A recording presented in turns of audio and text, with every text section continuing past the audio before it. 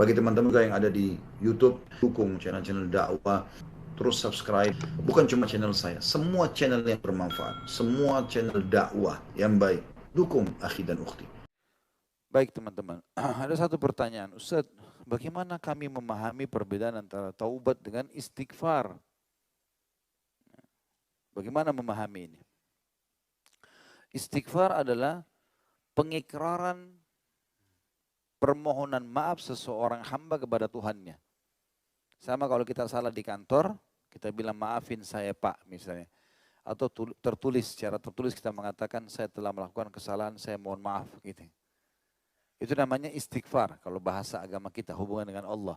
Jadi pengikraran permohonan maaf. Kalau taubat, pengikraran untuk tidak mengulangi.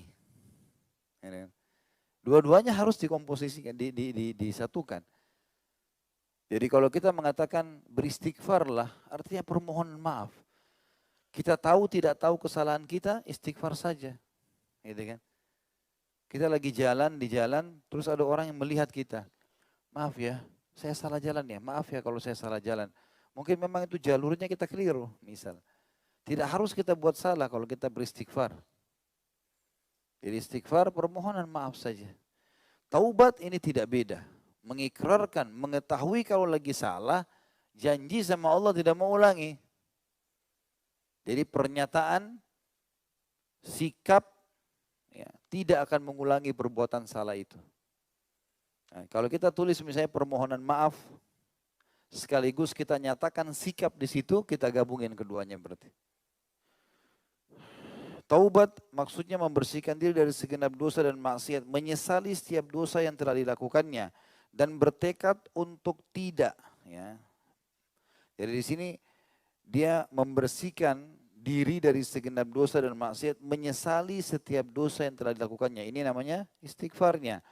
Dan bertekad untuk tidak mengulangi perbuatan dosa itu dalam sisa umurnya. Namanya taubatnya. Ya. Hal ini berdasarkan firman Allah Subhanahu wa taala dalam surah At-Tahrim ayat 8.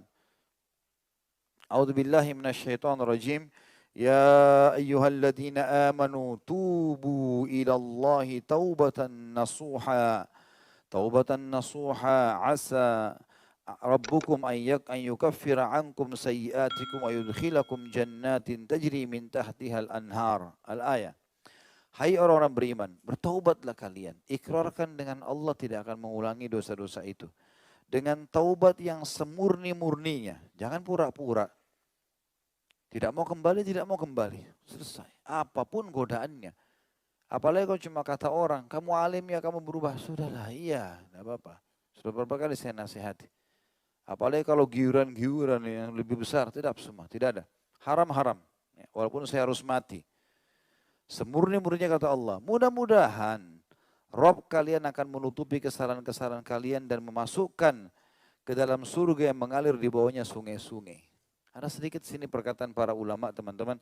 Apa makna Rob kalian akan menutupi kesalahan-kesalahan kalian? Kenapa Allah bilang Allah membersihkan kesalahan-kesalahan? Kenapa Allah bilang menutupi? Apa makna menutupi teman-teman?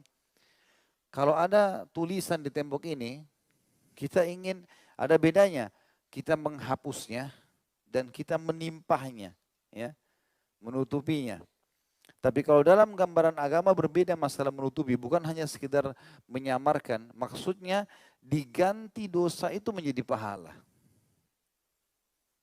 Jadi posisinya tetap sama, waktunya tetap sama. Misalnya orang pernah berzina di umur 17 tahun, di posisi ini segala macam dosa. Dia memohon kepada Allah, agar dosa itu bukan cuma dihapus, tapi diganti menjadi pahala. Dan Allah janjikan itu. Allah bisa menggantikan dosa-dosa kita menjadi pahala. Makanya Umar bin Khattab berkata radhiyallahu anhu, tapi ini tentu difahami secara positif ya. Beliau pernah duduk dengan beberapa temannya sambil berkata, saya adalah orang yang lebih banyak pahala dari kalian. Orang-orang sekitarnya berkata, di zaman khilafahnya beliau, bagaimana bisa Amir Mukminin?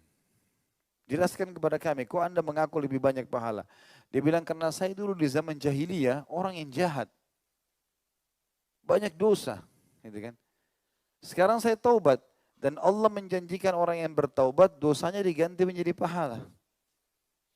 Sementara kalian lahir dalam keadaan Islam. Sedikit dosanya. Gitu kan? Tapi saya bilang tadi, difahami secara positif. Jangan bilang sekarang saya dosa dulu, baru saya beramal soleh. Karena bisa saja antum pas buat dosa mati. Mana ada jaminannya? Tapi ini keberuntungan saja bagi orang-orang yang mungkin pernah berbuat kesalahan. Dan kemurahan marah, mungkin Allah gantikan, bukan mustahil.